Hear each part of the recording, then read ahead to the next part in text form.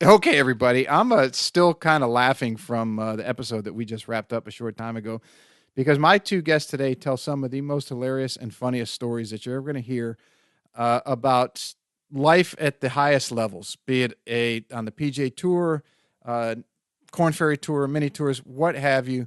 They have both spent their entire lives in and around the game of golf, and it was just a joy to connect with them again. We've been friends for more than 20 years, and even though we've all gone our separate ways in life since we met many years ago. Every time we seem to connect, it's just like we're sitting in a hotel room or hanging out at a golf course the way we did, reminiscing, laughing, telling jokes, having a good time when we all played the DP Tour back at the turn of the century. My first guest, this is his first visit to the show, and we hope it's not his last. I hope to have him on many more times. Needs no introduction. What he's done in the game of golf has been phenomenal. He's a three-time PGA Tour winner. He is Hilton has adopted son for what he's done here in his record playing, where he's won twice at the RBC Heritage. He won in Fort Worth at the Crown Plaza Invitational. He's a Ryder Cup member in 2008. And he is one of the most down-to-earth, lovable, great people that you're ever going to come across. And if you haven't figured it out yet, his name is Boo Weekley. My second guest is one of Boo's best friends. He was Boo's caddy. He ran around a lot with us. He was a great player unto his own right and should have made the PGA Tour, and is probably the best storyteller that I have ever heard, and many others as well. And you're going to hear a number of those tonight. His third episode, and his name is Mr. Jeff Champion. We talk about a lot of different things, mainly focusing around, obviously, the golfing world, the PGA Tour, and how that changed in the last 20 years, as Boo has an inside view and perspective of that. We talk about a lot about why the mini tours are so important, much more so than just a player's ability to develop their own game, how to travel, how to play better competition, how to win at a new level. But more importantly, we really get into the social aspect, the camaraderie that's developed, friendships that evolve from that. And tonight's episode is a perfect example, again, as I met these two guys when we were all playing the mini tours 21 years ago as it is. So plus a whole bunch more. You're going to laugh your ass off. I don't think you'll cry. You might cry from laughing so hard, but you're going to see why these two gentlemen endear themselves to so many and are loved by so many as well. So please give a big Golf 360 welcome to two of my favorite people in the golf world, Mr. Boo Weekley and Mr. Jeff Champion. What's up, everybody, and welcome to the Golf 360 podcast. I'm the host, Pete Popovich.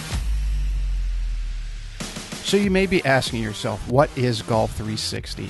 And Golf 360 is a show that was designed to introduce you to people associated with the game of golf to help you improve not only at your game, but also your life. Almost all of our guests are from within the industry in some way, shape, or form, but some of the guests we have are from outside the industry, and it mainly revolves around the business world with a few others scattered in here and there. Now, all of the guests that we have a few things in common. One, they all were highly successful and accomplished in their field. Two, each has something to pass along that will help you in your game and your life. And three, they were all more than willing to give back by passing along the things that they used to help them in their career, and even some of the mistakes that they made so that others don't make them in their journey. So I hope you find listening to them as enjoyable as I did interviewing them, and that each and every one of you benefits from the information that they so willingly and graciously pass along. This episode of the Golf 360 podcast is brought to you by Affinity Wealth Management Group.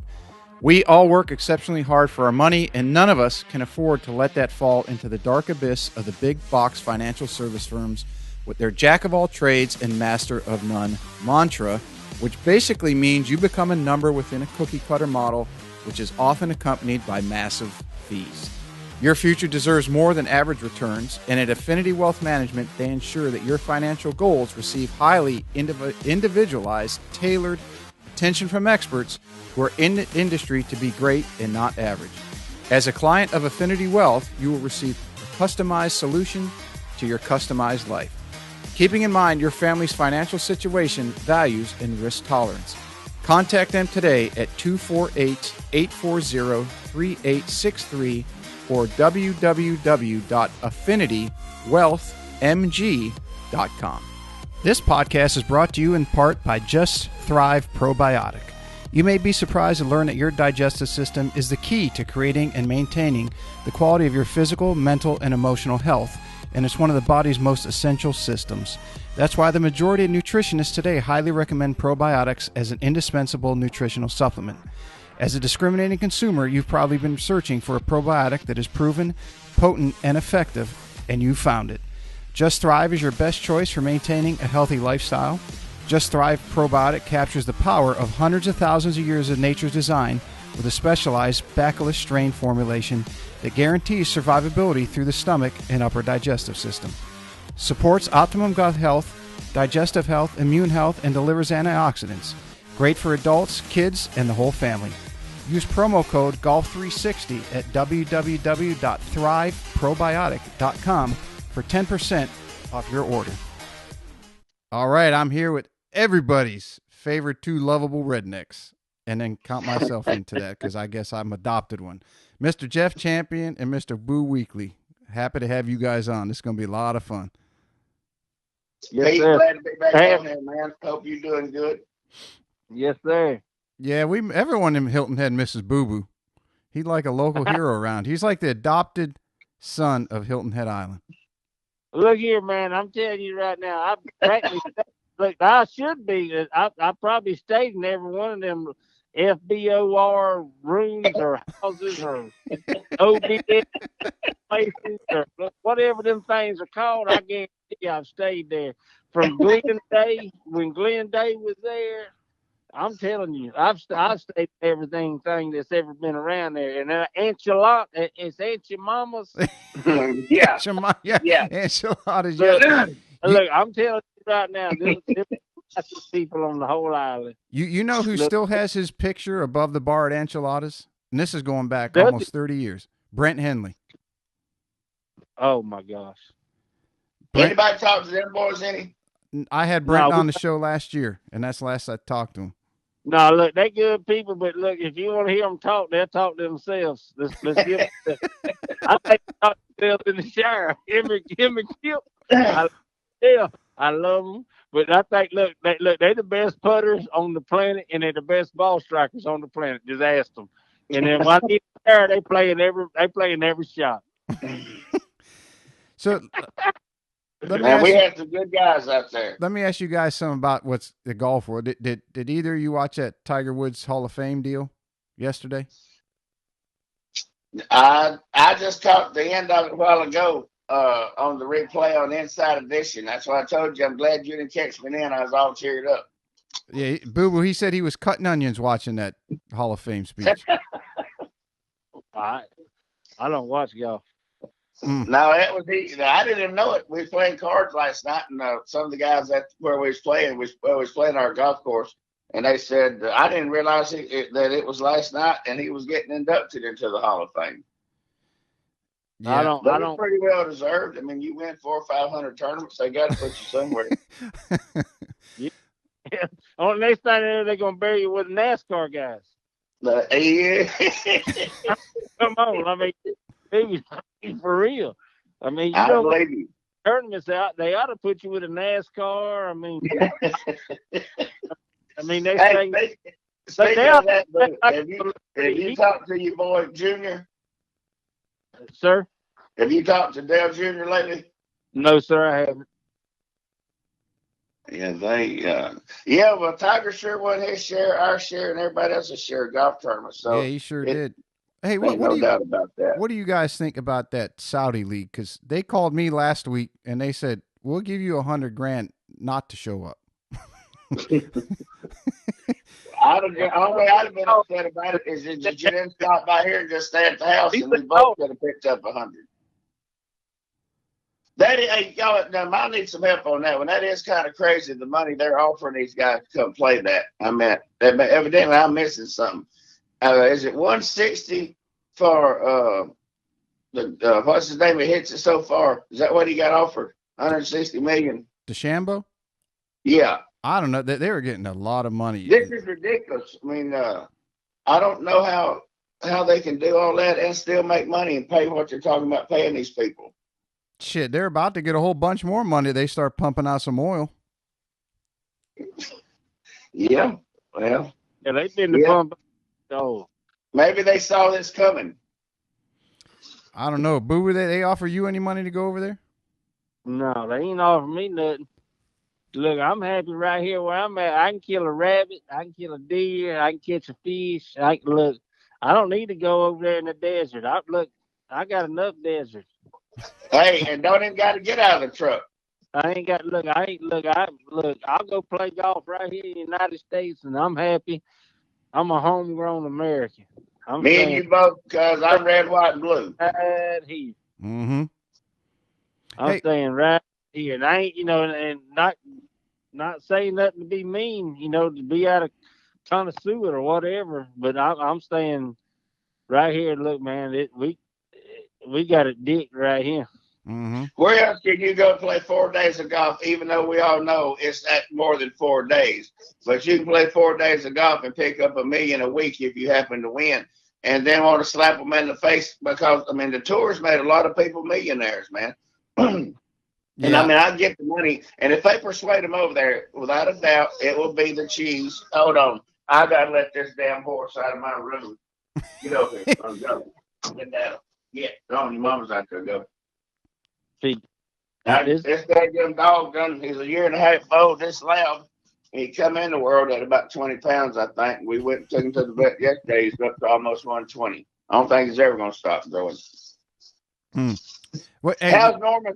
How's Greg Norman? Isn't he involved in this deal he's somehow or another? involved. Mickelson's. I mean, and I don't know those guys from Adam. Boo Boo, you probably ran into them a hell of a lot more than Champ or I did. But from the outside looking in, it just looks like guys who maybe for whatever reason didn't like the way that the tour was doing things. But it was also the common denominator seems to be guys who had some pretty big egos that were trying to make things their way in a different I way. agree. And Yep. just said, well, now we're going to go get some money and put it up for other guys to play. And if they want to make X amount, come on. If they don't, okay, you can stay on the PGA Tour. But I don't know how that's going to pan out. It doesn't look good for that Saudi Golf League. I know they're offering a lot of money. Money makes people do some crazy things, man. Sure Which does. can't really blame them. I mean, I don't know what the number was, but if they offered him 160 or 100 or whatever, hell, you could take that and just go play some tournaments. And as a figure of speech, it wouldn't really matter how you finished. I mean, if 100 million don't set you up for a while, I don't know what would. Yeah, but there's, like Boo said, there's a lot more to it than that. And I had a bunch of friends call me because they used to follow that DP tour when I was playing, and they knew your guys' names. And then when Champ came on the podcast a few times before, they listened to all that. And when there was that show on the Ryder Cup where Boo, you got interviewed, and you were talking about then how you bleed red, white, and blue, and you love playing for the country. And I mean that just endeared him to everybody. And I told him, I said, that's not Boo putting on some face just for the cameras. I said, Nope. That's the way he is. I can vouch for that. My boy's red, white, and blue, Right. From top to bottom. Exactly. And so I think, you guys have played golf your whole lives. I have, and so have a lot of people that listen. And people that do that are just good, down-to-earth people. I mean, the money is good, right? You make it, and you make it big, and you're pretty financially well, unless you spend your money on stupid stuff. But most people who get to that level are down to earth people still. I think. And Boo, you can speak to that more than Champ and I could. But there doesn't seem to be too many assholes on the PGA Tour or Corn Ferry or deep, European or whatever tour you want to play. Well, the whole thing is we all trying to reach a goal. True. Mm-hmm. And I mean, it don't matter in life where you're trying to, like, you know what I mean? Like, it don't matter if you're a plumber, it don't matter if you're an electrician, a welder, what you want to be. You're trying to reach that goal in life where you can retire and enjoy life from there out. Just not a sheetrocker. I got hired and fired doing that in the same day one time. Yeah. Tim, as long as I've known you, I've loved you ever since I met you. Hey, man, pimping ain't easy. Boo-boo, pimping ain't easy. Your ass never had a job. You ain't never had a job that you had to hold. Do you not? Don't you think trying to make a living playing golf is a job? Look, Tim, shut up. Shut up for a second. Your ass ain't never had to clock in knowing that you had to work. This is your job. You can Easy. next 5 or 6 years doing this. You ain't never had to do it. I love you. You ain't never. I love you so much because you're the funniest man I ever met in my life. But you ain't never had a job where you had to clock in. Like you ain't. Like, I mean, life's like there's so much life it's there. You've lost me. And it's life is so much fun. I mean, yeah, we're gonna have our up and downs, but I mean, it's life. I mean, it is what it is. I mean, golf has made my life so much better. I could still be working at Montana, where I worked at before I met Champ, before I met you, Pete. I mean, I could still be out there right now. I could be a foreman making my $75,000 where we live at right here, right now in Santa Rosa County. I mean, the average household makes $25,000-$30,000 a year, and living it up, and having fun. Mm-hmm. I mean, there's a lot to be said for that, because I come across a lot of people with a lot of money, and I'll never forget that this is going way back before I met you guys. I was flying home from Hilton Head to Michigan. And I was sitting next to a fella on a plane, and he was a vice president of a company, and we got to talking, and he was telling me, I said, well, why are you flying up there? And he said, well, my family and I are on vacation in Hilton Head, but I got called back for a business meeting, and we were talking about just things in life. I mean, here's a guy who was probably close to retirement, and here I was a 20-something assistant pro at a golf club making $22,000 a year, and he said, he looked at me, and he said, I would trade places with you in a heartbeat, and I make almost probably close to 10 times what you make. He said, enjoy your life, kid. And I never forgot that. Right? So the people in that town, Boo-Boo, might be making only a certain amount, but if they're enjoying life, that's 99% of it. Exactly right. Look, I've been very fortunate, and luckily, I got you, Pete, I got Champ. We're all friends. Mm-hmm. I love y'all dearly. And the Lord blessed me in a different way. I mean, he could have blessed y'all. You know, he could have gave y'all the opportunity instead of gave me the opportunity. You know what I'm saying? I mean, you don't ever know how the world's going to turn. And I got the opportunity, and I went with it. You know what I mean? We all tried it. And took advantage of it, so too. And well deserved, I might add. You know, and I mean, and we went out there and we done.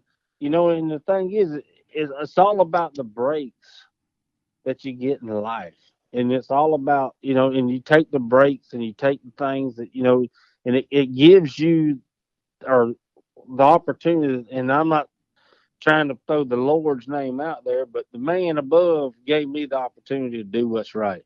Amen. And you know, and here we go. And next thing I know, I'm on the PGA Tour. Do you think I ever would have thought I was on the PGA Tour? Would ever thought I was going to be on the PGA Tour? No. Because I know in my heart, I'm a redneck. I go frogging. I go catfishing. I mean, I'm out here skinning deer. I mean, I don't even want my kids skinning deer. Every animal that's killed, I go out and we kill. I don't know, two weekends ago, I'm sitting over here and we done killed 13 raccoons. You know, here I am. I'm skinning them out and I'm cleaning all the raccoons because all of a sudden they want the pelts. Okay, well, hold on a minute. I'll skin them like you want them. You know, we cut. You know, but I saved the meat. I want the meat. I'm eating raccoon. I mean, how many people are still eating raccoon? Ain't too many. No.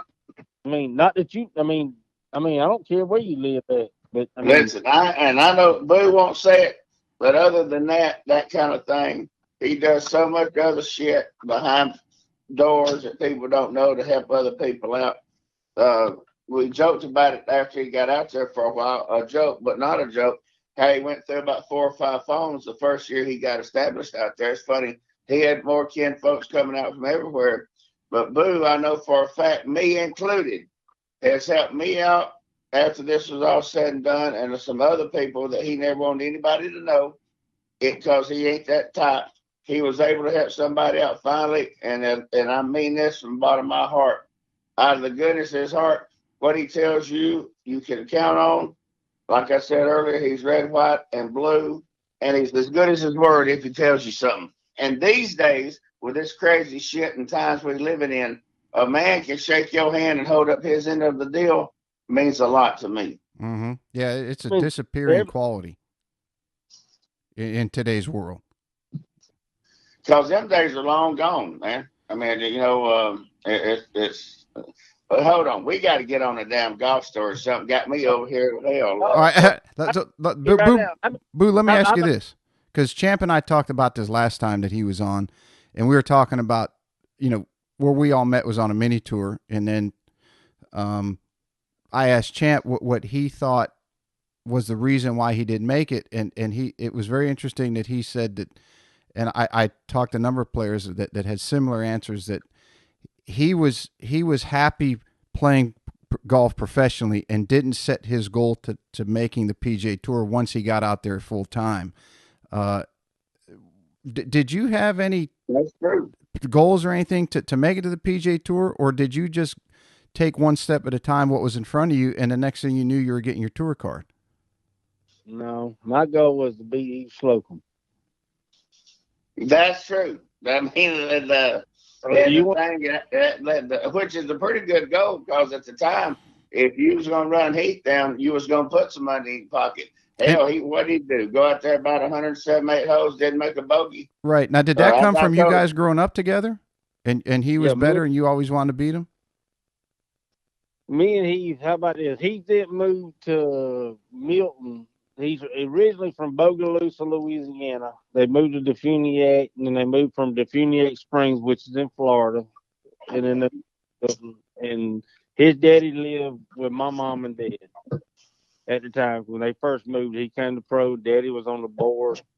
This and that and the other. They all lived there for a little while. Heath lived with a guy named Ike Northrop, Sonny Northrop, which is close friends of ours.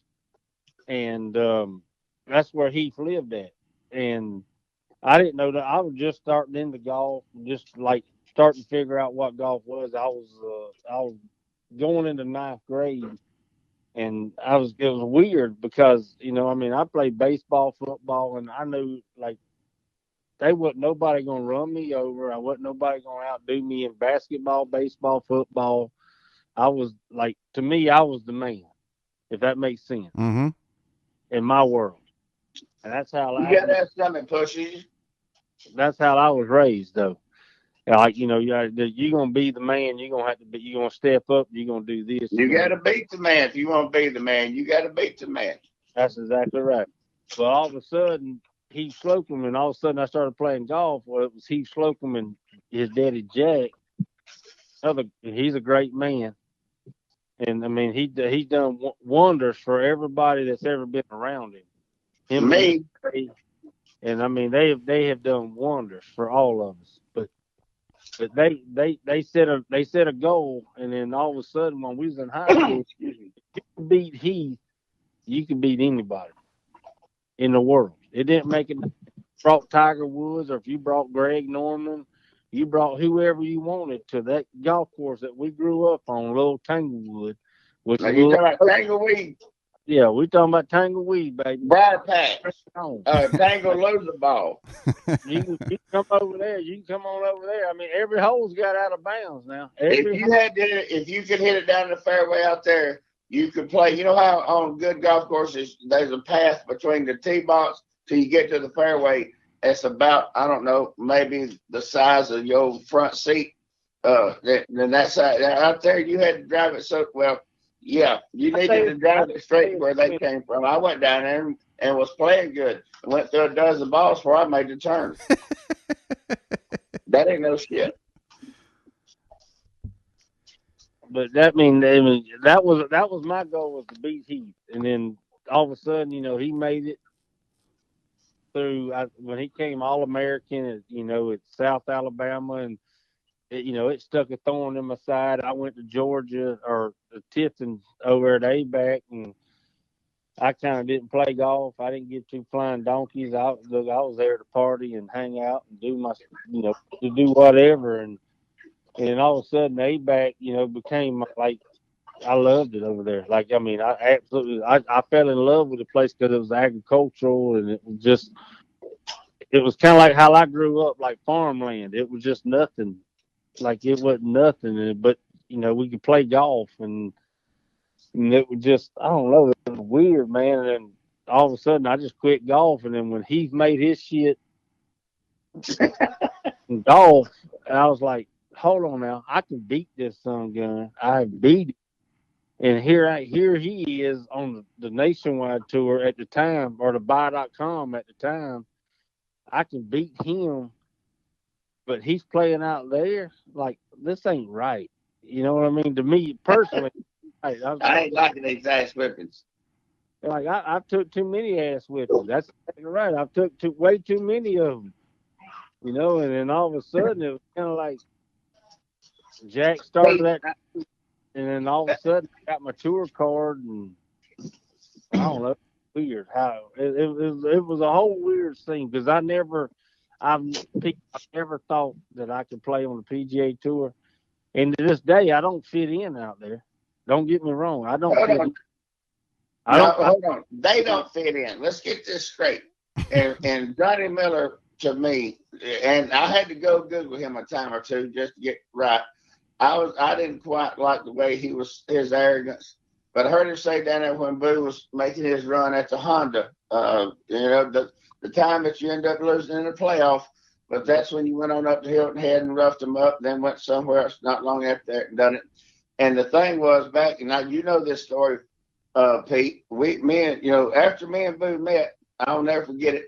We had a place in Cedartown, Georgia. We had played that day, and I shot 68. Boo had somebody else. Well, I didn't know who Boo was. I just had saw him on the internet when I'm trying to surf around and find a tour. Well, there's this cat running around with his white socks on, his shoes untied. I figured he was like somebody hung out at the golf course, talking a little Cajun around there. He was the last person I thought could golf. I thought he was the one that walks around there. But everybody's got one at their club that talks the shit, but halfway joking, halfway can play, but nobody you count when you go to counting. Well, the next day, we end up paired together because of our scores. Well, I pull up first, and Daddy's one setting us off. And he said, "You in for a treat today?" And I said, "How's that?" He said, "You're going to get to play with Boo Weekley." And this what kind of people we are and the other ones are. I said, "Yeah, I'm looking forward to it." And as I'm sitting here in front of God, on my parents' grave, and this cat slides into the back of my cart, literally slides in with the brakes down. The cart ain't stopped. He's hopped out, got his right hand out, and before, I'm sure I had a look on my face like he hadn't saw in a while. And he said, "I'm Boo Weekley, how you is?" And I'm looking at him, and I'm thinking about yesterday, and we played 3 holes, and that's the most intimidated I'd ever been. I'd done a lot of gambling and played some pretty good players, but after 3 or 4 holes, I realized I went from a big fish in a small pond till I was a small fish in a big pond. And also turned out after that, either the next week or the week after, we was able to start rooming together, because he and I was by far the biggest 2 rednecks out there. Not bad ones, just good old rednecks. And we started rooming together. Me and him and Travis Nance and Heath and Travis did their thing. Me and Boo did our thing. And our Yankee. We would, as time went on that summer, what Boo said, I'm going to bounce on that earlier. And I realized I didn't surrender by no means, but I knew beating him was going to be a damn, you had, better lace up your shoes kind of tight and put on your damn chin strap, because you was in for something. And that led on to the tour, got him a sample of it, where he went from a big fish to a small one. But when he made his comeback through that deal, and once he got comfortable, it turned out that what we all thought was exactly how it turned out. Say what you want, but they make fun of me and him for talking funny and everything else. But as far as Boo goes, you mess with a boy, you get the horns. And I saw a lot of them catch some horns messing with him. Hey, Boo, I want to ask you. That's my boy, and I'm going to say it. I won't never back down from that statement. That's my boy, and that's how it is. Simple as that. Boo, I want to ask you a question, because as I followed your career, because when I met you, you were about your 3rd year on that DP tour, if I remember right. and then you got your tour card that year for 2002 season. And then, as you said, you were, it was not very comfortable. Just different, we'll call it different cultures, and maybe leave it at that. But then you went to the Buy.com back then, the Corn Ferry now, and you played out there for a couple of years, and then it was like you got comfortable being in that larger setting. And when you got what did you was it top 10 or top 15 got their cards automatic to the tour? And I told everybody around here, I said, he's going to do exceptionally well, because if you watch your career, it would, you as soon as you got comfortable where you were, you did exceptionally well. And you could almost see that pattern. Well, I was hurt. I got hurt my rookie year out on tour. And it would have been the first tournaments in Hawaii. That's where I met Davis Love the first time. That's another story, but I met Davis Love, but I got hurt in Hawaii. Actually, not Hawaii, but that was my first tournament. The next tournament was Torrey Pines. Mm-hmm. And at Torrey Pines is where I got hurt at. I hit it over in some trees, and I tried to hit a shot off the trees, and I ended up tearing my wrist, or blowing my wrist out, I should say, and I ended up having wrist surgery. Hmm.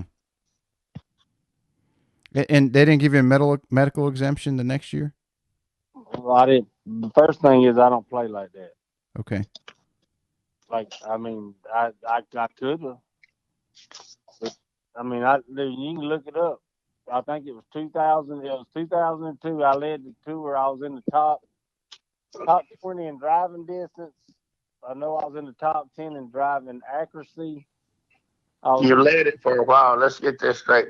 You led the driving accuracy for a while, and when you combine both of them, you led that for a while. Yeah, the total driving. You were always way up there. He led it. You can do all of it, but I led the tour in most putts. I'm gonna get to chime in on this in a minute, because the one thing I got tired of hearing at home about your boy can't putt, and I said, "Cuz my man's out there on these little DP tour things when we're out there," and Boo helped me so much with my golf. I was gambling to get to get there, so I might make 7-8 birdies and shoot like 300, because it was crazy. I was just playing and like a gambling. You're like a match play. You just make no vote, go to the next hole. And Boo's like, you need to understand how to play golf. Now get back to Boo.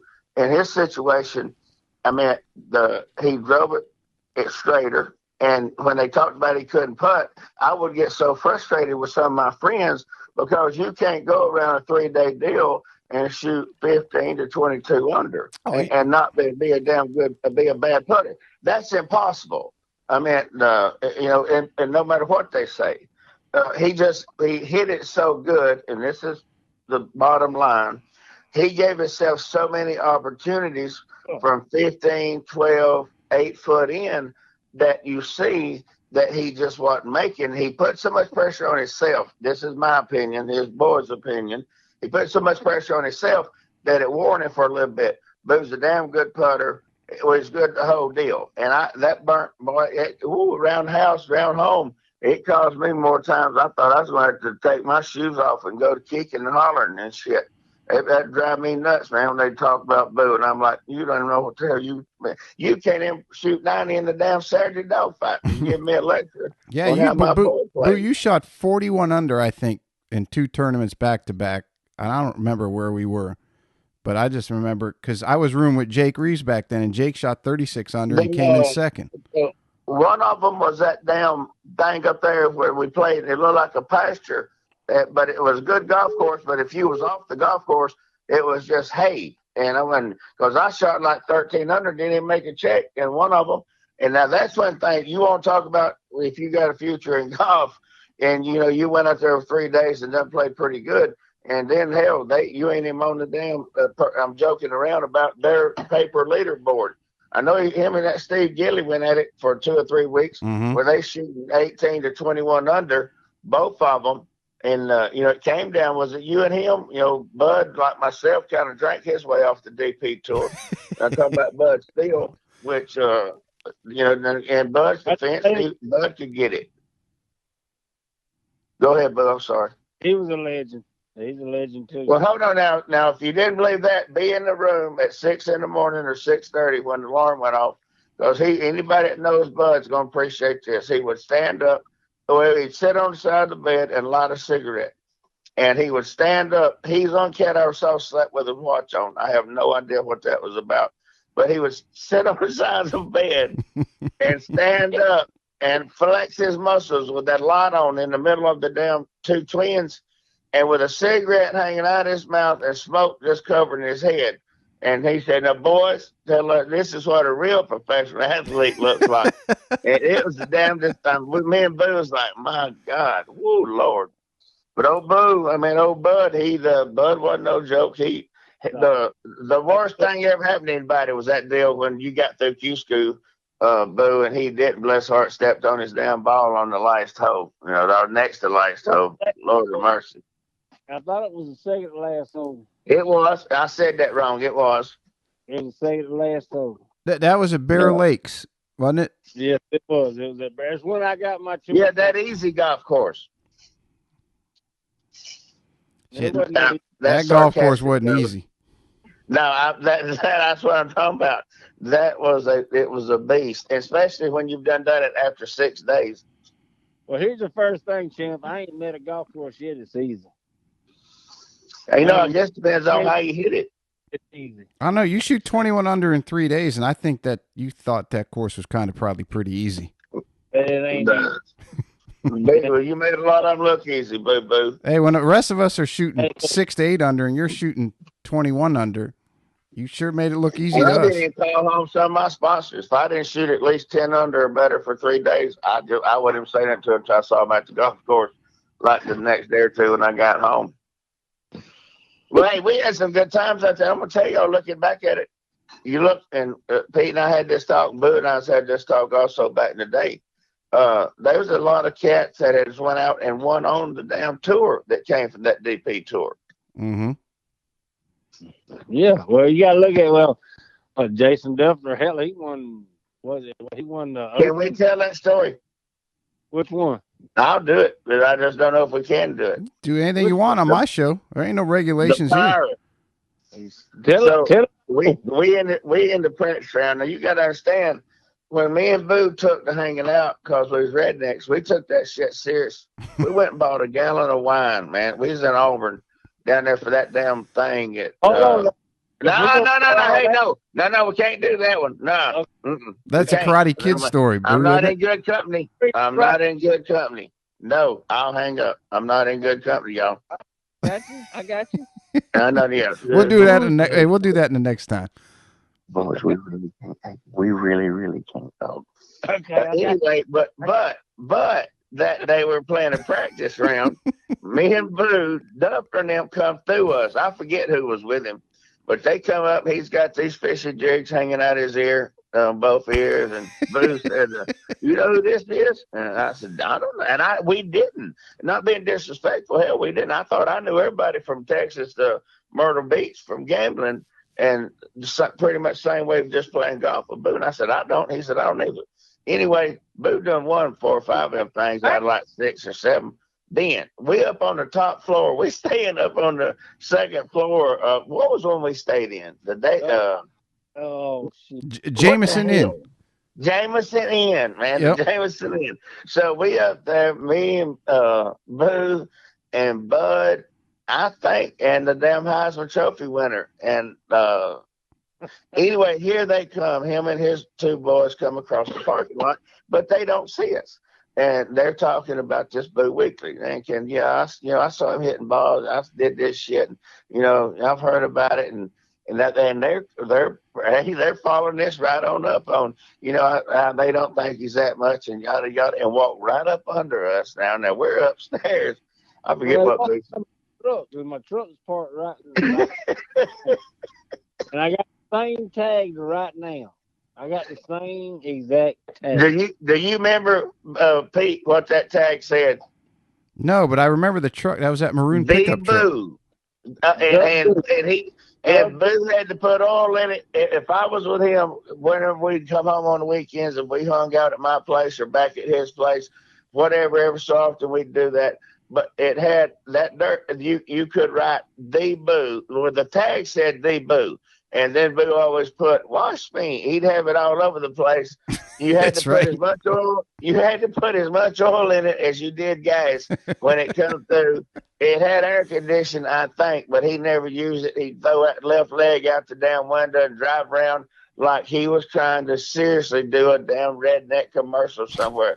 That took it to the extreme. Well, this is where Boo called him the pirate. He said, "Look, go in there." So the pirate, old Duffner, was the pirate. Because he had those fish hooks in his ear. Had them 2 fishing jigs in his ear, man. And we didn't, we didn't mean nothing by that shit. It was just, everybody had a nickname on that mini tour, if you remember. Somebody called you something no matter what. Yeah, and I'd have to say, I don't think it hurt Duffner's image any, or his ego, because he went on and won a damn major and some other shit, hadn't he, since he got gone from there. Man, the good old days, boy. Lord. It seems like yesterday, man, but I'm 56. Hell, they moving fast these days. These Father Time's undefeated. Let me ask you guys this, because Champ, you catted out there, and you know a lot of guys that played, and you play with them. And Boo, obviously your record speaks for itself. And how we're talking about how long ago that was, because it was 21 years ago. 99 and 2000. Yep. Somewhere in there, boy. Is that right? What do you see as the biggest difference in the professional game from then to now? You want to go first? The way I look at it is now it's easier to get on tour than it was like when we were younger. How so? I just think because now they prep you more for college. Mm-hmm. You understand what I'm saying? Like if you go to a big university, they're gonna prep you to get on tour. Like Q school, like you go through. Like to me personally, I think everybody that comes out of college needs to go through nationwide tour. That's kind of how hadn't they kind of spun it around that way? Yeah, they're giving the top so many kids in college exemptions. I don't know how they've done it, Champ. I just know that. No. I'm agreeing with you, and I want to say something, but because of course you can luck your way through a 4-day deal, and what I mean by that, I know you ain't that lucky, but Q school got down. But if you do 2 4 days and a damn 6-day, and you withhold the pressure and go about it like Boo did and Bud almost done, and like our boy Travis, I mean, there's such a fine line, because first of all, if you just do out of 8 days, you got 2 practice days and then 6 of playing under the pressure. And if anybody had never done it, and I just done it, I never made it to finals, and all I done was caddy for Travis on the 8-day trip. If anybody thinks that that's not legit, dig your toenails in and go to Grambling. I mean, get after it. Excuse me. That is, hell, 8 days is hard to keep your focus on anything, man. And I think, to me, I think they're thinking you're not ready, even though you might have shot your way through there. And I kind of get that. But only reason Boo didn't, after this deal of when he got his card, he wasn't prepared like I wasn't on a smaller version for me, a bigger but smaller. It wasn't his damn golf game. I mean, like I said before, I knew it was just going to take him. That 1 year, probably, I'm speaking for him. No, he ain't speaking. This is me doing it, not him. That he was a little bit out of his comfort zone. But once he got around there, almost lost everything. Then got on, I guess then, what was then nationwide, Boo, when you went back and had the money to qualify a few times, wasn't it that? Once he got comfortable out there, then where he felt like, you know what, I done tried this out, and I can beat everybody out here, and got good with it. And then he turned it on to, I would call a pretty good career. Ryder Cup, representing the United States of America. Love to have it. and then to go along with it was 3 or 4 wins. I mean, hell, there's a lot of great players that ain't never won one time out there, Mm-hmm. and now they've got it where there is no. The way I understand it now, there is no. You can't just go. You know, don't you have to? If you make it through, do you not have to go to like I guess what we said earlier, not the DP, but you can't make it to the finals as far as Q school. You can make it to the nationwide or whatever that is. Yeah, I think they funnel them all through the circle, but that ain't what I meant. They're all funneled through the Corn Ferry now. I don't think you can go to Q school to get your PGA Tour card. But also, Pete, y'all been I was in Texas going to Q school when Boo was somewhere else, and he was aggravating the hell out of me and did a hell of a job of it too. Of course, I didn't play good out there, but then it already started turning over to where that you had to go through you had to qualify to qualify. I mean, there were so many people going, or trying to get through. Like, this is no joke. One of the guys I got paired with in Texas, he literally shot like, this is a 4-day deal, never broke 90, and they gave him his money back and sent him on home. I mean, you had to qualify is how bad it had gotten, or how many people were doing it. I've been there too. I mean, and the thing is we've all been there on that end. It's lonely, ain't it? Cuz when you go to hit a few bad ones and ain't nobody around but your caddy, and then you and him ain't getting along for a few minutes, you like, damn, what was I thinking? What was I thinking? Hey, Pete. Yeah. Hey, Pete. Go ahead. He's talking about being lonely. Yeah, I felt that because we was in Memphis, okay? And I'm talking about Champ right now. Love you, Champ. Hold on. Can we do it kind of a little delicate? Oh, just like, as long as you throw in I love you every now and then, I'm good. I'm kidding, dog. I hear you. Come on with it. But you can throw in I love you every now and then. First thing is, hold on a second. I'm going to tell you right now, Pete. He's staying at I rented a place, a buddy of mine's place, and we all staying over there, and I, getting ready to go up. And I go 2 hours before I got to tee off. Whether it's 7 o'clock, if it's 7 o'clock in the morning, I got to tee off. Hell, we had dinner, we had breakfast at Duffner. Now that I think about it, I forgot about that shit. Damn, shut up. Damn, we got breakfast with the pirate. So we're going out there. We hit the golf course. We eating, doing our thing, and it's 2 hours prior because I got to do all my stuff. I got to go I just do my stuff. I stretch. My stretching is going to the bathroom. That was my stretching back then.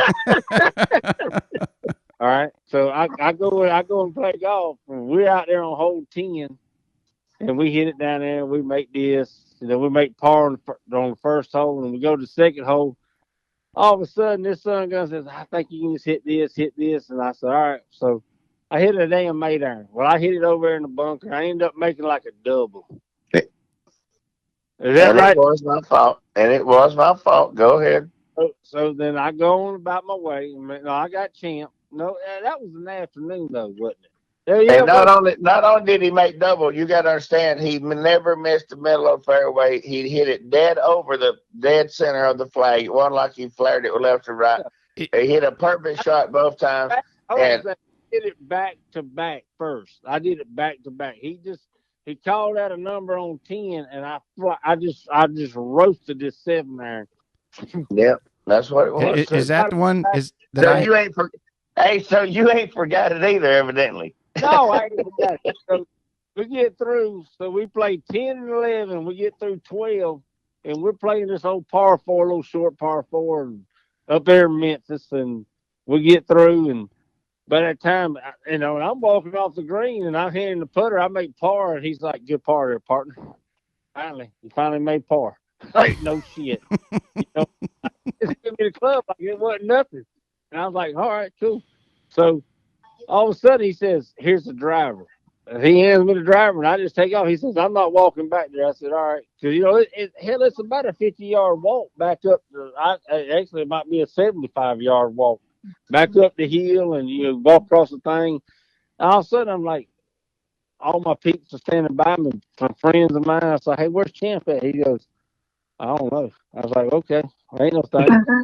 Went down the fairway, and I'm walking on down the fairway, and I'm just easing on down the fairway. And I was like, and all of a sudden I look over and I see my peeps. And some friends of mine said, hey, man, y'all seen Champ?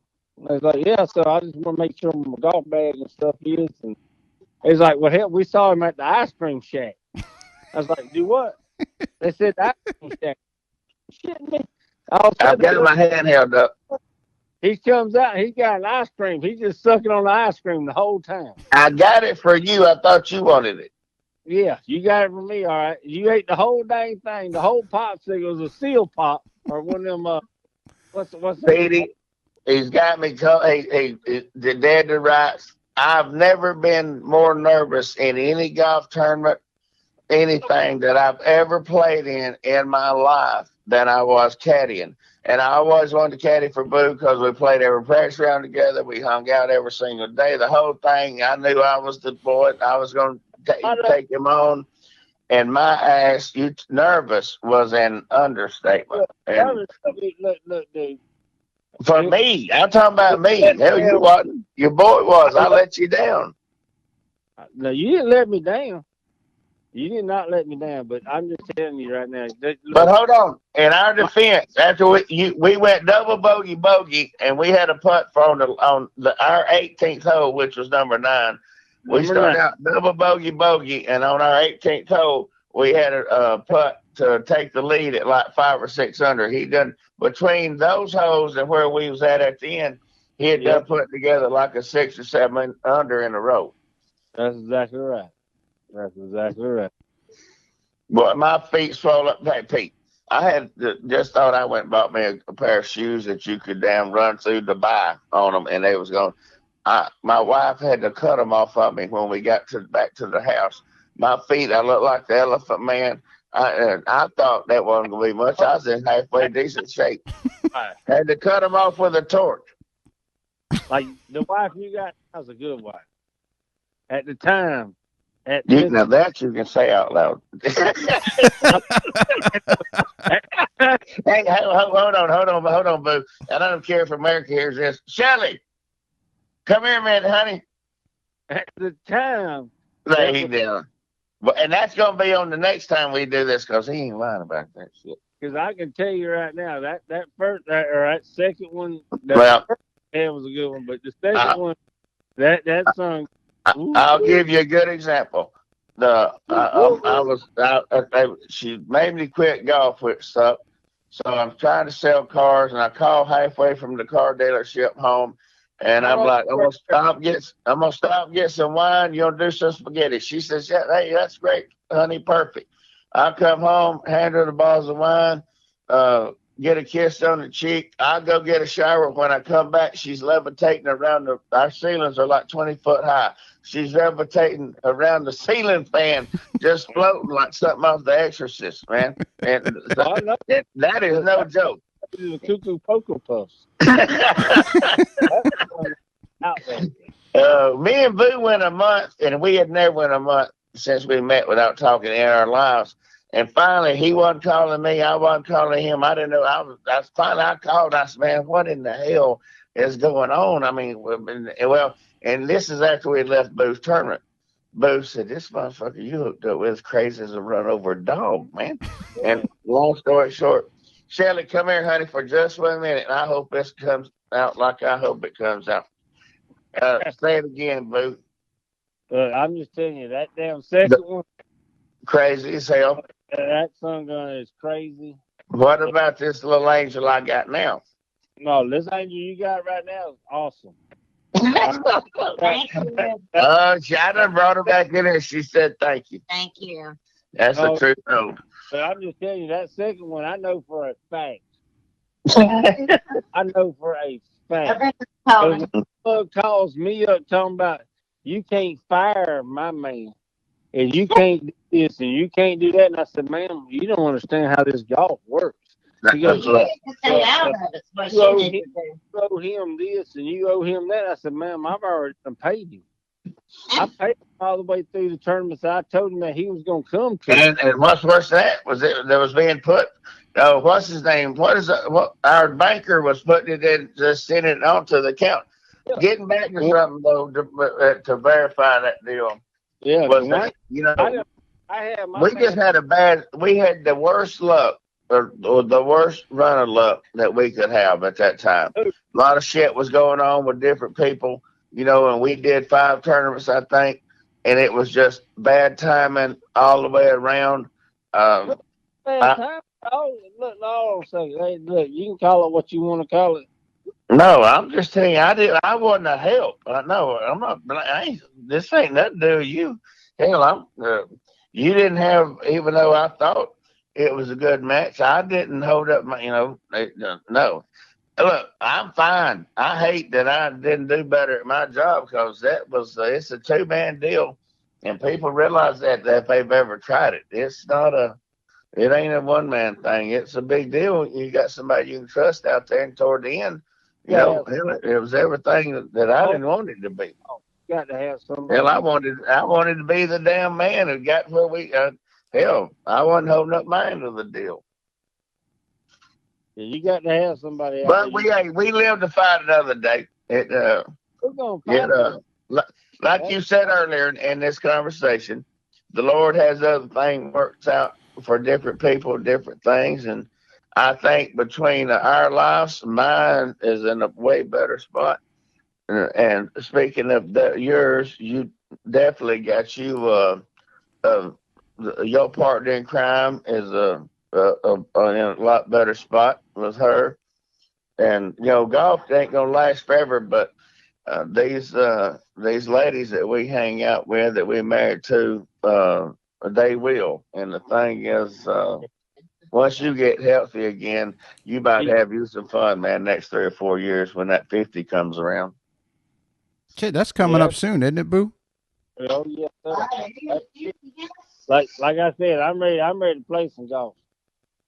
Yeah, you're gonna do good out in the Champions Tour. I can tell you right now, my boy. Shit, that'd be like stealing for him. I believe that with all my heart. That'd be literally if it's healthy. Heath is excited to me. Like, I didn't give 2 flying donkeys. Like, I mean, I don't care. Like, I really don't. I really did not care about golf. But that damn Heath again. Here he goes. Here he is. I mean, is he ahead of you, or you ahead of him? You and Eric and age. No, I'm ahead of him in age.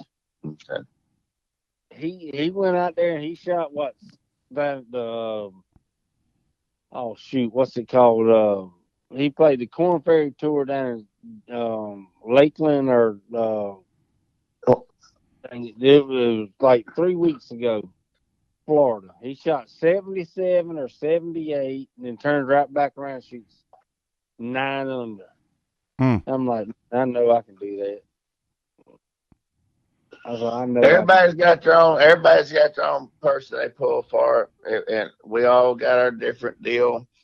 To me, he's damn good. For me, ain't no heads up about it. I never compared them, because not that they wasn't a comparison, just Boo got it done from tee to green.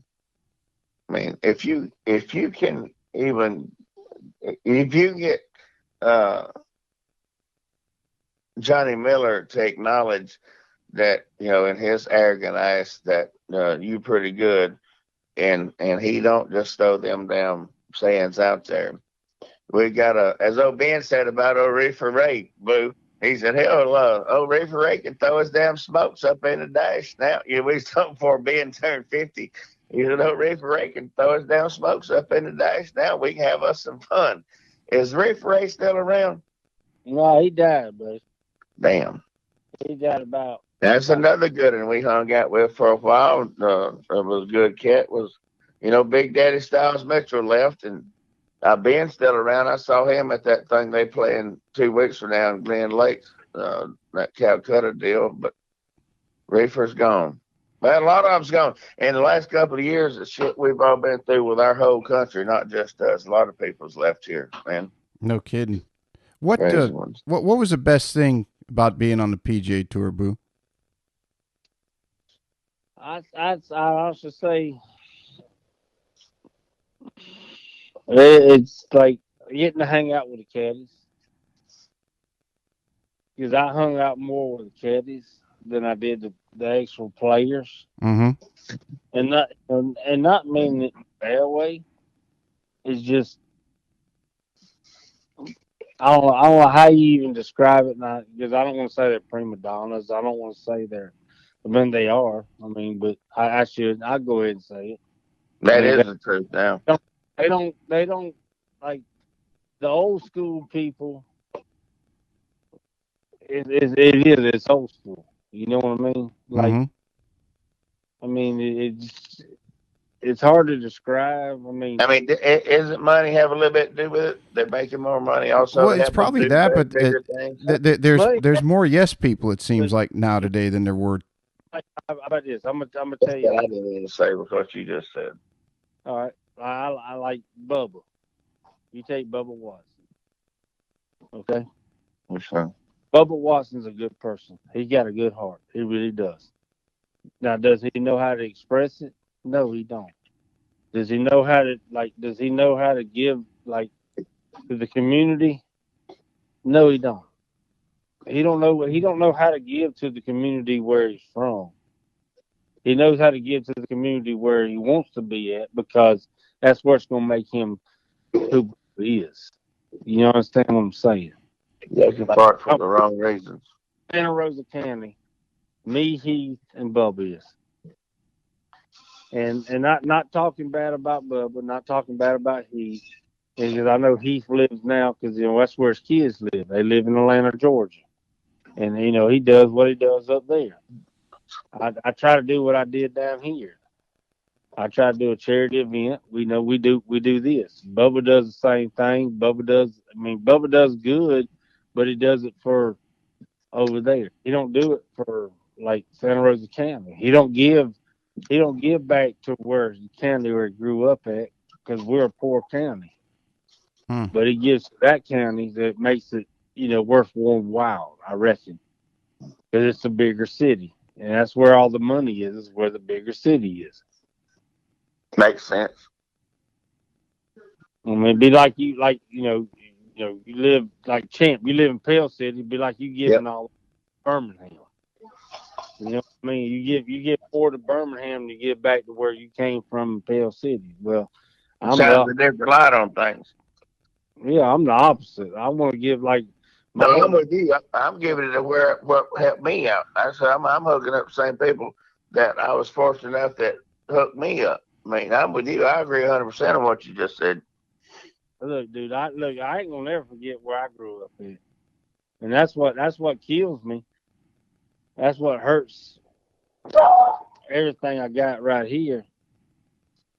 Is because I mean it is this is where I grew up at. This is where I live at. This is where I mean I don't know. This is where they're gonna bury me at. I know that for a fact. But at the same time, you got to take care of your peoples. You got to take care of everything that's here in front of you. You got to take care of everybody that's I don't know. It's just everybody. It's right It's here. because with everybody, we're a little different, man, in a good way than a lot. I mean, it isn't, what you're saying is so true. Even though when you made your money and you made a good bit of it, won a few things, Look, dude, you've definitely give your share and then some back, but you never failed to give back to where it started from, and that's what I've always respected so much about you. You didn't move from where you grew up at, and nothing toward anybody, not calling a name. Where some of them, boy, I'm gonna get out here quick as I can, not go crew, but I'm moving here, I'm moving there. You hung in from where it started at to now. And when you help people out, it started there. If there was any left over, then you help somebody else out. But you made damn sure it started there with you. And that goes back to that, not to repeat it, the red, white, blue. What I say is what I am. And that's why you, my boy, man. You always have been. And as long as I'm breathing, you always will be. yeah. Well, I appreciate that. We've had some fun, boy. You know it. Champ, your ass. Ralph gonna parachute in there when he rode the horse and throw him over the damn fence.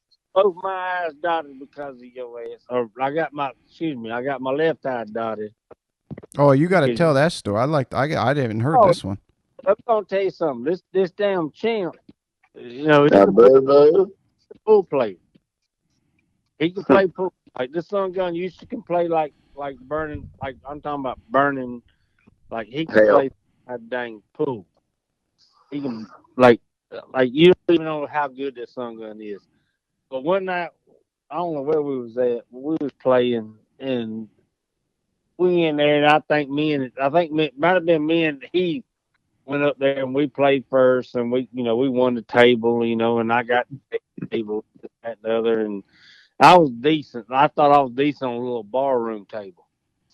So all of a sudden we're going around there and we're playing pool and we're sitting there doing our thing and we're playing, and all of a sudden I was kind of like, well, shit. Champ comes in there and he goes, "Y'all playing pool?" I say, "Oh yeah, we got the table. Just y'all go have some beers. We got a table over here. You know what I mean? Just like we had a little bar, just hanging out." And did you know that he had played the tour? Like something about nothing.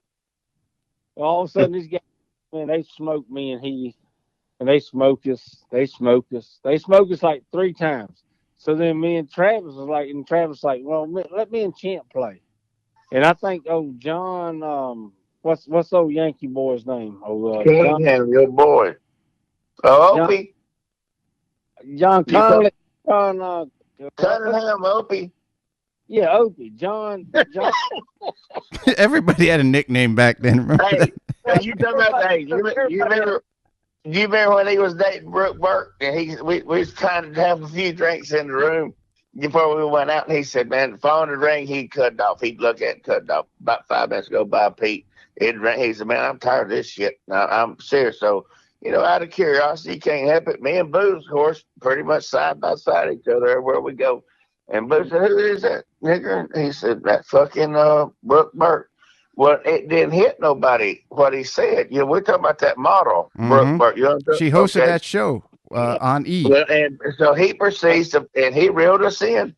And he said, "Look," finally just grabbed it and said, "Look here, don't call me no damn more." And he hangs the son of a bitch up. We're all sitting around there like literally with the funniest look on our face. That was how that's how the night started. He said, "It's crazy. She's running me crazy." Hell had us believing it for a little while. Yeah. Oh, Johnny Opie. Well, then all of a sudden they in there playing pool, and all of a sudden Champ says, "Hey, look, I'm gonna play with Travis." So I know Champ done run the table like 3 times. Well, they done beat him out of like $400 something. Now Pete, and we didn't have no money back then, none. If they'd have paid us, we would. Or paid us. Oh, I got my payment. No. So about that damn time, he says, "I gotta go to the bathroom." Champ says, he come and hung the stick up. He says, "Don't worry about it. Boo's got the money. Y'all going? Well, we're going to the car. Boo's gonna pick up the money. We're gonna go get us something. We're gonna get us something to eat." We thought everything was all right. I walked to the bathroom and I come out and that dude says, "Hey man, y'all had a pool shark." And I was like, "What are you talking about?" Next thing you know, boom, boom, boom, boom, boom. Next thing I'm literally fighting these. I got there's like 4 of them. I'm fighting, and all of a sudden I'm like, dude, I'm throwing balls at them. Like I'm really like grabbing the table and I'm grabbing balls. That is a good choice. Them balls though. Table twice. Nobody saw it going that route. Look, really, Champ. No, I mean, no. What I'm saying is nobody saw it going to that extreme. It did. It just nobody. All of a sudden, it went from escalated from one thing to another. Just like, I mean, one of them deals where if they had won, it'd been fine. They would have said a damn thing. It just turned out that they got caught getting caught. Is what it boiled down to. Then and like hold on. What was the other one? The flat assassin. The flat-footed assassin. the flat-footed assassin. Like, Hey, Pete, we talked about him on the last show. That dude that made a golf swing backwards and forwards, and both his feet never left. It's like they were glued. Okay, if you could glue somebody's feet to the ground and make him make a swing, when he finished and pointed his belt buckle toward the green, his both feet was still just flat on the. What was his, now he was old, like he was like in his 50s then. Jim Hallett. Jim, Yeah, didn't you say you still caught up with him here and there? I did. About 10 years ago, he called me out of the clear blue. I hadn't talked to him probably in 7 years at that time. Boo ain't lying. True story from me and Boo. What he's telling you is the truth. That's right. The flat-footed Jim assassin. Hallett. Yeah, because remember back then he had lost his tour card and he had like 100 and some cuts made and he needed like 5 more and he had that shoulder surgery and his divots used to be 45 degrees left of the target. Yeah, it was a bad deal, man. But that is true. And yeah, bless it. Yeah, sure enough. He's the one that called me.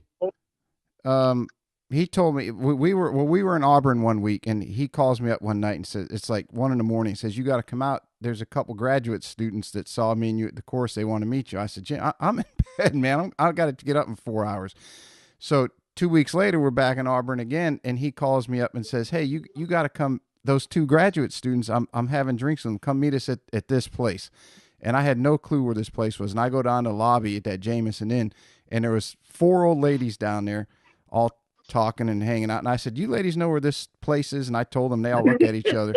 And I said, something wrong? They said, no, it's down the street. You go here, a couple lights, and turn right, and you'll see it. So I drive down there, and it's this building, and I go in. And this waitress walks past me, and the door closes behind me, and it blows the wind in, and her dress flies up, and she got nothing on. And I see Jimmy Hallett in the corner waving his hand, saying, over here. Old Duck Bill. Yeah, he was old. He told me it's a strip club to ask all them old ladies in the lobby where this. He told me it was a restaurant. I had no clue. Yeah, Jim Hallett. I don't know what happened to him. The good old days, man. Well, flat-footed assassin. Well, I mean, so we know our years was between 99 till 2001. That was it. So with that being said, and he was borderline 50ish, then. So damn, what is that? That's a long time. Yeah, he's got to be pushing 70. Yeah. And the crazy thing was, you remember Golf Channel used to run those old Masters tournaments, like from 20 years ago. Oh yeah. He somehow got in, and he was an amateur, and he was, I think, leading or one off the lead after the first round. And I said, I'll be damned. That's Jimmy Hallett. So and I hope he's listening. I think this is a great honor, if so, and if it went down. So he may have got to play in the Masters at one time or another. He did as an amateur. That's cool, man. And he was 50 pounds lighter than when we knew him. Because that had been... Yeah, that happens to you. Right, that was 25 years before we met him. So he was like 20-something. And he was a real good hockey player, I guess. And then he played golf too. And then his golf career took off. But he helped me a lot. He took me under his wing for a while and really helped me. Look, wrong wing. I'm sorry, go ahead. Hey, Pete, you went on the wrong wing. Hey, something else. Me and Pete tried to do this the last time, but when we were trying to kind of slow it down. Who do you remember? Name a few that you remember. We was just trying to come up with like 20 that that we remembered and wonder where they're at now and that type of thing. Oh, you'll remember 4 or 5, and then you'll remember nothing, but then you stop, then you forget, and I can't even remember 5. Do you remember Tiger? You remember that kid, the white kid that dressed like Tiger every time? Yeah, he shot like 105 and then won the Edwin Watts. At his golf club. Every time he played, he shot the course record at his place when nobody was around. And he always his grandparents or something were supposed to be. They had some evidently some pretty deep pockets or something along those lines. But he every time he never broke 80 out there with us. Bless him, was the thing. And when you played with him, he was like, my God. son. Just quit answering the phone. I mean, it was brutal with him. Look, He always wanted playing a twosome. If there was an odd number, you remember he'd play a jack. Now, if there's an odd number, just put me in that. I mean, we had some different characters out there for a while. Yeah. You remember that time y'all stole the radio off of me? Or the money to buy the radio, you and Bud Steele? Hold on. Hold on. Oh, are you talking about the time that me and Bud played you and Tolan and Bud took the radio? Because I didn't steal nothing. We played you and O'Tolan, and when Bud done rigged it up, the damn golf match, he had a cigarette laying on by his ball when he putted and told Biggin, said, "Get my shit, Biggin," when he putted it and walked off. I thought we got that radio back. I mean, everybody got back to normal on that thing. It didn't. No, that hurt my feelings. I'm gonna buy you a new radio. But nowadays they got these iPods. You can just stick something in your ear, and hell, you just take it everywhere you go. I rode with Bud. Look, I rode with Bud one time. All right. First thing is, I'm gonna tell one on myself. I told Champ we was playing in playing in Cedar Town, and it was a rain delay. And my God, that's the both of us. Yeah, I've been to tell it because I was sitting there. That's fine, mate. The other wife's in the kitchen, make it fast. I said, Champ, I'm going to the truck. He said, why? I said, because Big Daddy here done already said, talking about, he said it. Jack doesn't say it's a rain delay or fog delay or it was some kind of delay. And I was like, so, out there we always had delays. Every time we'd always have delays. So that turned into a story every time me and you went somewhere. I pull up at the truck and I pull up there and I said, shit, I'm finna get a beer for damn all these. I can't wait to hear the end of this because I know exactly what's about to happen now. I'm finna drink me a damn beer. So I had about 9:30. What time was it? 9:30, 15:10 in the morning. Yeah, it was at least 9:30. It was how about this? It was after 7:30 when you get up. But I walk out here and I get in the truck. I done told Champ, I said, look, I'm going to the truck. So I'm sitting in the truck and I got the truck laid back. Well, I'm drinking a beer. And by that damn time, Champ says, well, I'm thirsty. He come walking up. He goes, hey, man, what are you doing? So I'm just chilling out in the damn truck. What did you say? I said, get in. Damn, that's the same first weekend we ever spent together. Go ahead. So we sitting on the truck. He goes, hell, I'm thirsty. I said, well, hold on a damn minute. So I walk back there and I take a Mountain Dew and I take my knife out of my pocket. I play golf with a knife. I play golf with a knife. Sure, why wouldn't you? I still play with a knife in my pocket. Yeah, do it. Like, because if I ever want to get in a fight, fuck it. We're gonna. Look, I just grew up with a knife in my pocket. Well, I could see it off.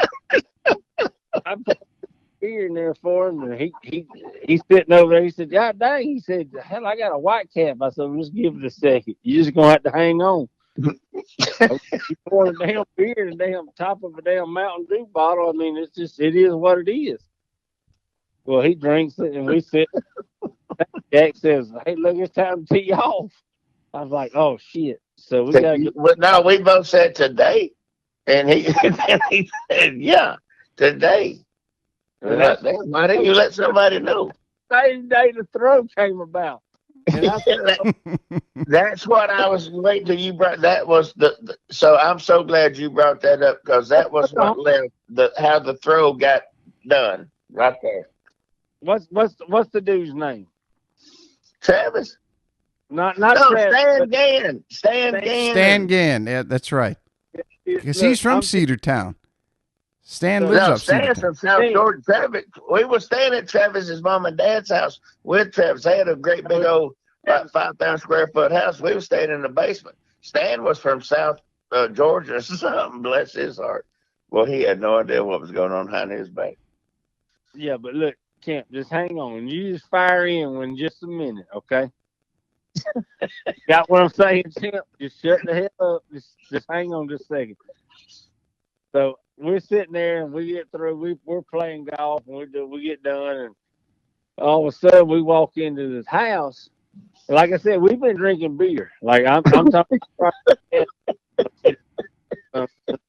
Kemp done had about 5 or 6, and then we go back out and we play and this, that, and other. Well, we get back to Travis's mama's house because she done got a divorce, and we're sitting there, and all of a sudden we're downstairs, and they're all upstairs, and Travis's room is upstairs, and it's me, Champ, and Dave Tennant downstairs, and we're just sitting right there just shooting shit. We're Big talking. Dave.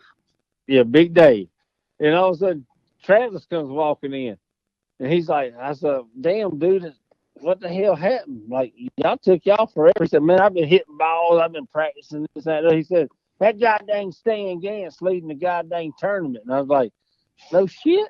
I was He's like, livid. No shit. He is livid. Boo's right. He's livid. He's mad. And I said, God dang. I said, the hell, did you get your throat? He said, do what? I said, yeah, did you get your throw today? And about that damn time, Champ's fires off. He said, yeah, it's on the back of the damn sheet. On the back. I said, I was paired with Stan today. You used yours on a good time, didn't you? He said, what? Boo took over. Boo said, no, we had a throw. I just went over and got my head in the damn ice maker where I couldn't laugh and nobody could hear me. And you told him it was on the back of the rule sheet? Yeah, look on the back. And Champ's over there, and I'm like, what the hell? And it's like, dude, you got to be like, he goes, dude, I can't look at him. I cannot look at him. and Travis would look at Dave and would start talking to Dave like, for real, man? Like, is he like being for real? Or like, did y'all get a throw today? And I was like, okay, I got to take off now. You know what I mean? So I'm heading to the freezer. And we're all like acting like we're getting ice to put in our drinks or whatever we having at the time. And all of a sudden, I'm like looking at it, and all of a sudden, Travis is like, did y'all get a throw? I was like, yeah, you just, like, you couldn't, like, reach in. Couldn't have been planned no better. Turned out that's exactly right. I turned out of the thing. I said, you just couldn't reach in to grab it and, like, throw it. Like, you couldn't get it and grab it and then take off running and throw it. Yeah. You had, like, in there flat-footed and grab it. Yeah. Throw it back in play. Oh, wait, you had to have was it a foot in bounds or 2 feet in bounds? No, both your feet had to be in bounds now. That was it. Like, and I'm saying, now, Boo's right about this. You can't run and throw because that's what Boo told him. He said, damn, Travis, you can't run and throw the damn thing. So you got to reach in there and have both your feet in there, and then you can throw it over your shoulder. But you can't run and throw the damn thing. And did it to the point where I would have believed it almost if I hadn't been there. And Travis said, I knew that Stan Gann couldn't beat me. He was madder than hell. He was mad. It was so. He said, what kind of jack leg tournament is this damn Jack Slocum running? Well, he said, you need to go see Jack. That's one of the greatest stories of this day. And what makes it great is that he was getting ready to go to Q school in about another month and play golf for a living.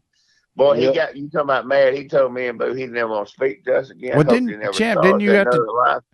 Where was it you had to drive back with him after you did something?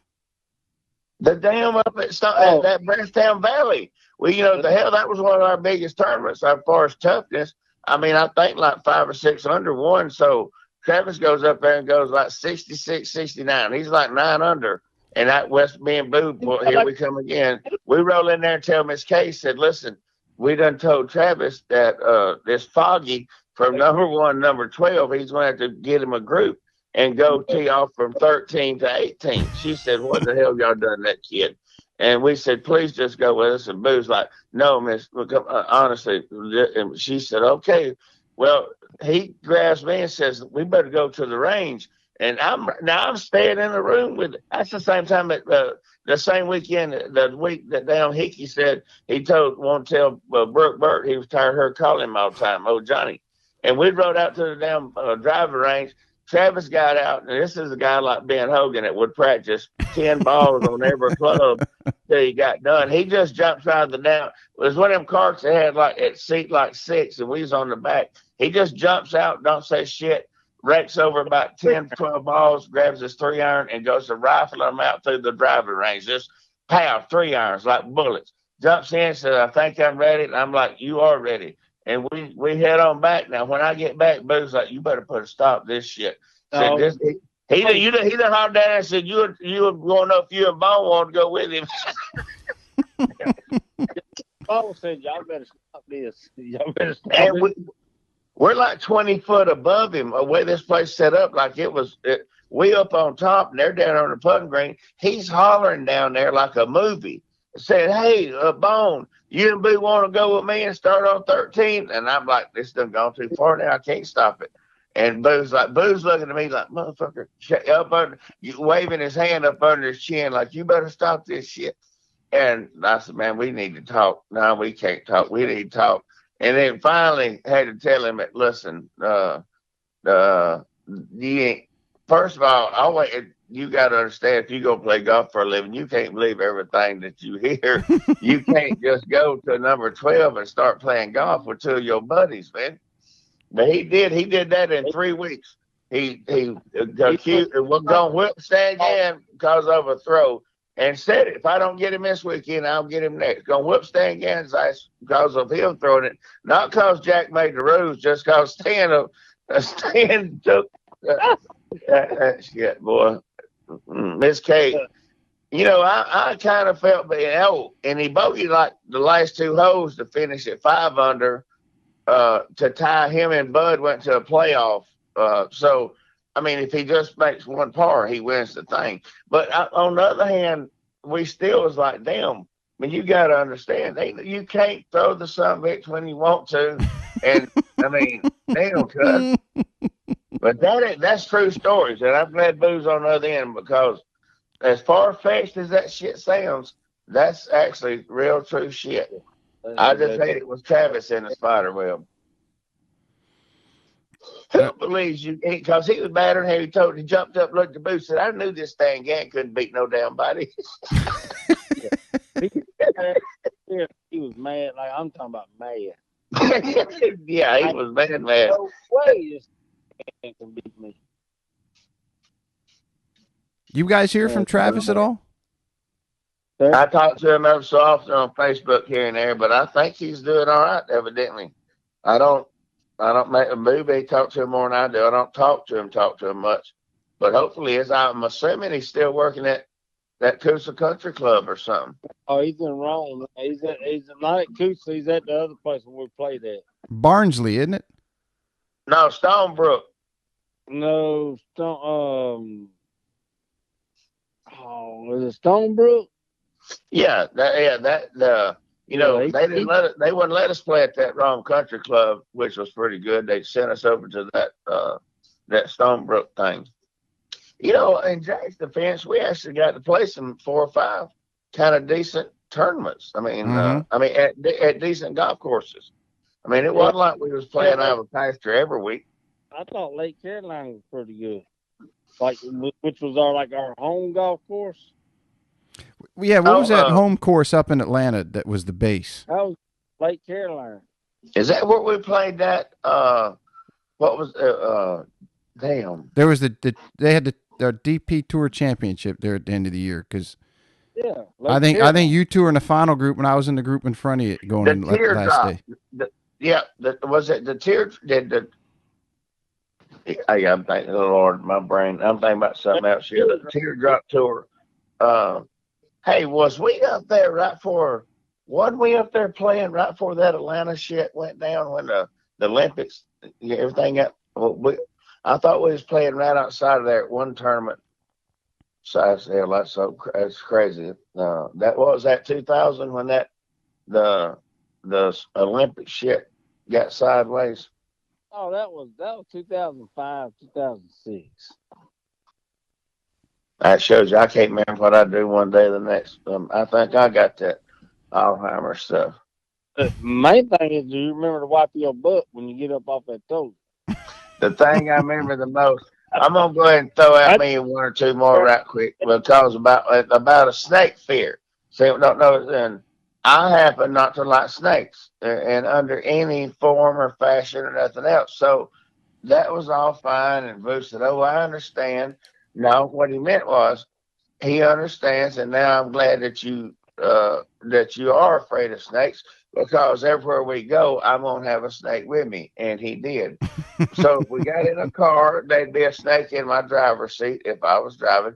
If we went to golf the next day to the tournament, there'd be a snake either in where I kept my gloves, there'd be a rubber one in there, or where I was driving, or wherever the hell we went, it didn't matter. But it got to the point, and so I was like, of course, my chances of fighting Boo was like I had a better chance of jumping off the Empire State Building and surviving it as I did fist fighting Boo.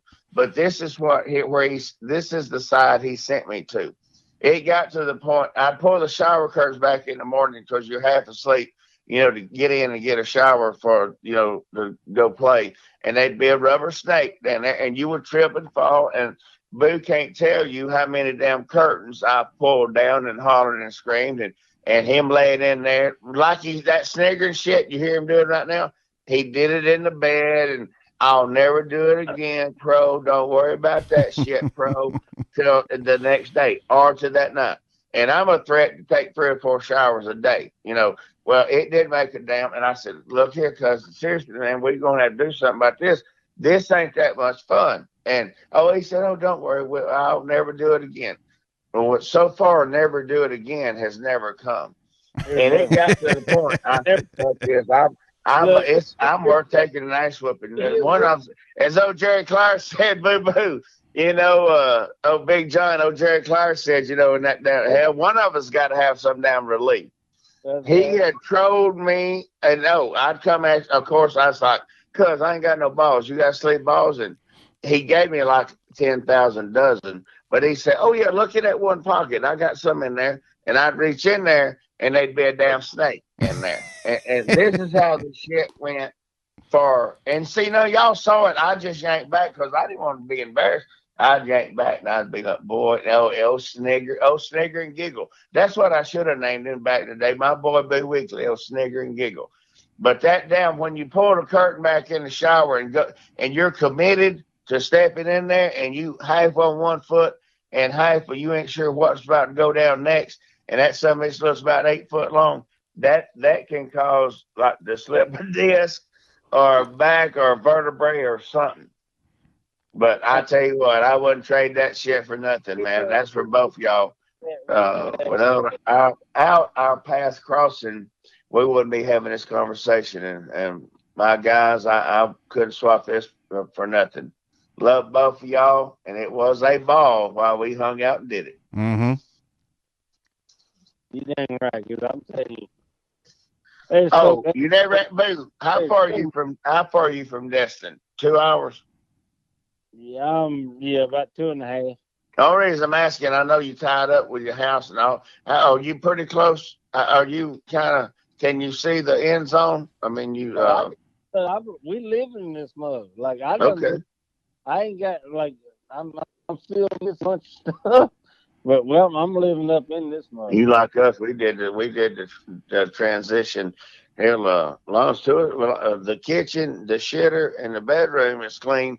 Well, you can figure out what the rest of them's doing.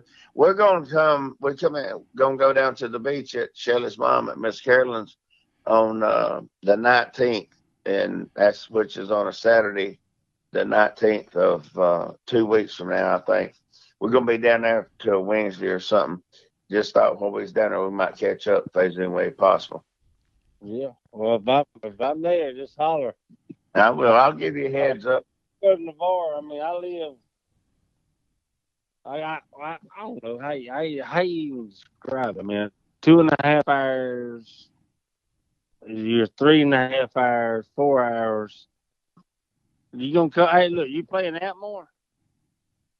Did you? Okay. Now, are we about done, guys, for our thing? Yeah, we shut that down and we can catch up a little bit. We'll cut it off. Before we all hang up, I want to, I want to us all.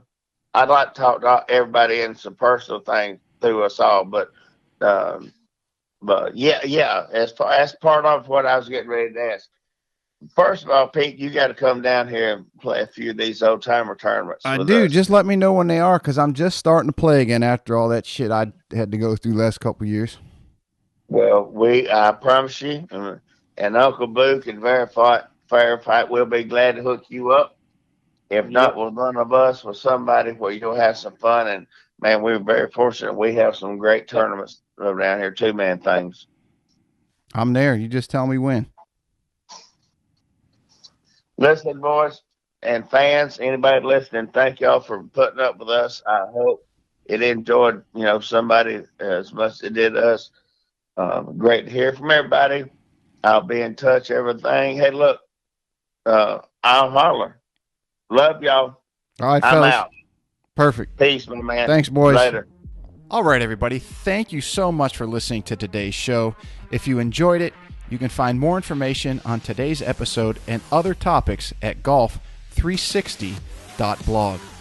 There you'll find the show notes and links related to this episode, as well as any other episode that we've done so far to date.